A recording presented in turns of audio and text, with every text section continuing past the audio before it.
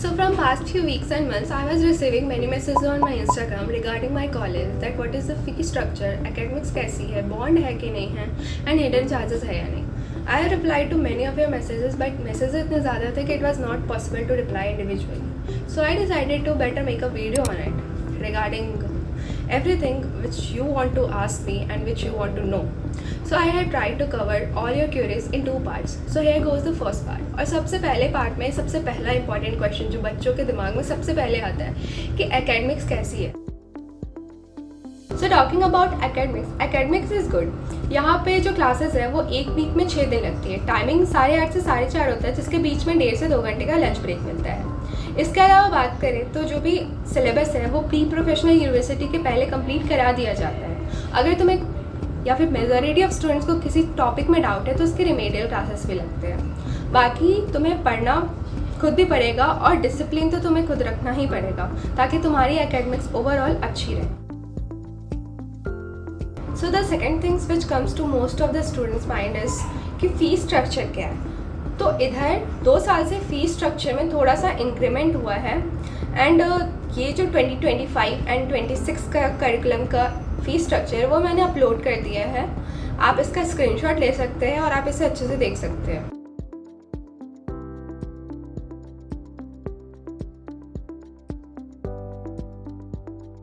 So let's talk about the hidden charges और extra charges.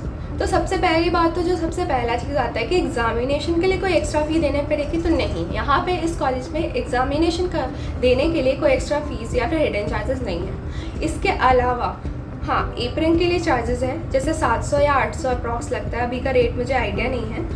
Manuals अगर हमें लेनी है तो वो अराउंड 500 to 1000 डिफरेंट मैनुअल्स के प्राइसेस होंगे. अगर आपको कुछ भी डाइसेक्शन किट जैसे या फिर स्टेशनरी आइटम्स या तो जो भी आपका खुद का यूज़ का है तो उससे आपको पे करना ही पड़ेगा.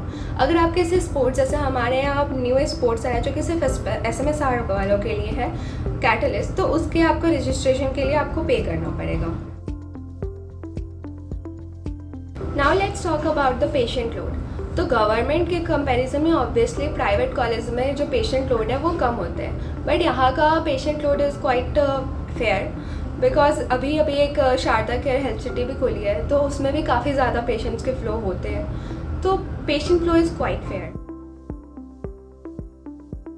Talking about the clinical exposures, तो यहाँ पे क्लिनिकल एक्सपोजर्स सेकेंड ईयर से स्टार्ट होते हैं क्योंकि first year is the basics जिसमें कि एनाटमी, फिजियोलॉजी एंड बायोकेमिस्ट्री कराया जाता है.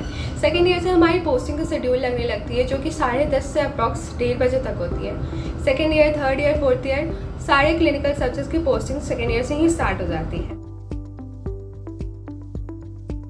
एक सबसे ज़्यादा इंपॉर्टेंट क्वेश्चन आ जाता है कि MBBS खत्म होने के बाद बॉन्ड है कि नहीं. So there is no any bond after completing MBBS which you have to give.